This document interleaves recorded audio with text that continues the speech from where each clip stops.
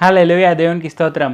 దేవుడైన యేసుప్రభు వారు ఈరోజు మనకు పరిశుద్ధ గ్రంథం నుంచి ఇస్తున్న వాగ్దానము రోమీయులకు రాసిన పత్రిక 8వ అధ్యాయం 7వ వచనం. ఏలయనగా శరీరానుసారమైన మనసు దేవునికి విరోధమై ఉన్నది, అది దేవుని ధర్మశాస్త్రమునకు లోబడదు, ఏమాత్రమును లోబడనేరదు.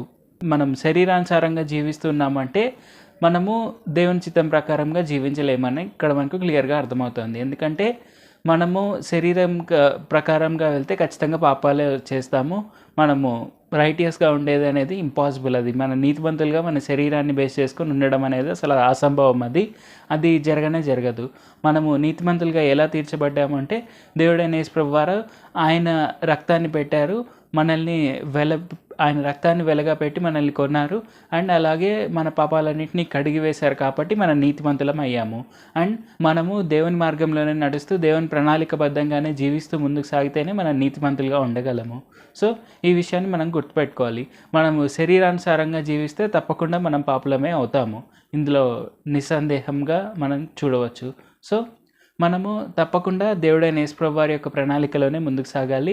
అందుకే దేవుడైన యేసుప్రభు వారు మనకు ఆయన పరిశుద్ధాత్మని ఇచ్చారు. ఆయన కృపను కూడా మనపైన నిరంతరంగా ఉంచుతున్నారు. ఎందుకంటే మనము ఖచ్చితంగా ధర్మశాస్త్రాన్ని నెరవేర్చగల సామర్థ్యం మనలో లేదు. మనము ఎంత చేద్దాం అనుకున్నా అది ఇంపాసిబుల్, అది మన వల్ల అవ్వని పని. సో అది దేవుడు గుర్తించే దేవుడు మనకు పరిశుద్ధాత్మని ఇచ్చారు. అలాగే మన పైన ఆయన కృపను నిరంతరంగా ఉంచుతున్నారు. ఈ విషయాన్ని మనం తప్పకుండా గుర్తించి మనము ఆయన ప్రణాళికబద్ధంగా జీవిస్తూ అలాగే పరిశుద్ధాత్మను కలిగి ఉండి ముందుకు సాగుదాం. అంటే పరిశుద్ధాత్మ ఏం చెప్తున్నారో ఆ మాటలు అనేది మనం వింటూ ముందుకు సాగుదాం. ప్రార్థన చేసుకుందాం. పరిశుద్ధ జీవాధిపతి జీవంగల దేవ యేసయ్య, ఈరోజు మాకు ఇచ్చిన ఈ గొప్ప వాగ్దానాన్ని బట్టి మీకే వందనాలు తండ్రి. యేసయ్య, మేము శరీరానుసారంగా జీవిస్తే తప్పకుండా పాపులమే అవుతాము. మాకు నీతిగా ఉండగలిగే సామర్థ్యం లేదు అని మీరు మాకు తెలియపరిచారు తండ్రి. యేసయ్య, తప్పకుండా మేము మీ మార్గంలోనే నడిచేందుకు, మీ ప్రణాళికబద్ధంగానే జీవించేందుకు సాయం చేయండి. మీ చిత్తానుసారంగా జీవిస్తూ మీరు మాకు ఏం చెప్తున్నారో అది మేము వినే సామర్థ్యాన్ని మాకు ఇవ్వండి. తద్వారా మేము నీతిమంతులుగా జీవించేందుకు సాయం చేయండి.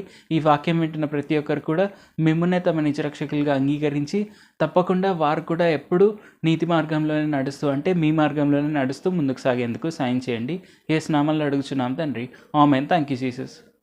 దేవుడు మిమ్మల్ని ఆశీర్వదించును గాక.